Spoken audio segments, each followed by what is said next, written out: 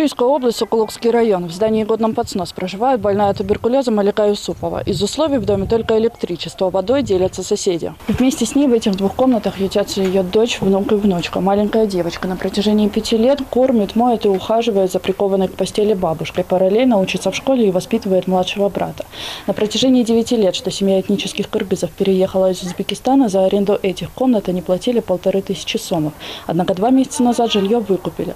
Неравнодушный мужчина увидел ситуацию и разрешил семье жить бесплатно до тех пор, пока на этом месте не появится новый дом для новой семьи. О том, что заразилась туберкулезным спондилитом, Малика Юсупова узнала случайно, когда начали болеть суставы и кости. Собственно, заболевание так и проявляется. Поражаются костные ткани, в полостях образовываются свищи. Как результат, нижняя часть туловища женщины парализована.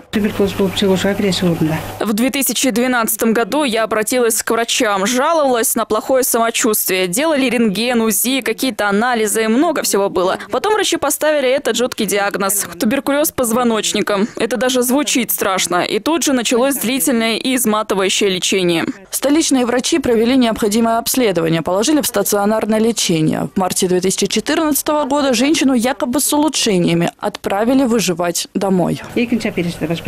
Я перенесла 3 операции. После 2-й перестала ходить. Своей ногой я не просто шевелить не могу, я не чувствую ее абсолютно. Теперь только лежу, или сижу в кровати, правда, недолго. Чувствую себя чаще всего плохо, болят суставы. Тяжело не только мне, но и всей моей семье. С этого момента единственной сиделкой стала маленькая Айназик. Девочке тогда было всего 7 лет. Однако обстоятельства выбора не оставили. Денег на лечение требовалось немало. Потому мама Айназик, она же дочь Малики, устроилась на работу в швейный цех. Девочка же взяла на себя все обязательства старших.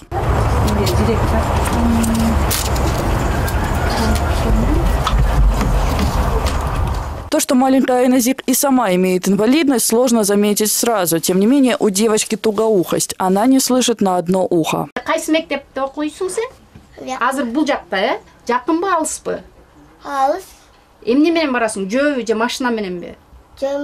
Малика Юсупова имеет официальный статус кайрылмана, то есть беженца. А это значит, что обеспечить надлежащее жилье, медицинское обслуживание и оказывать помощь на протяжении всего этого времени должно было государство. Эти права этнических переселенцев официально закреплены в законе о кайрылманах.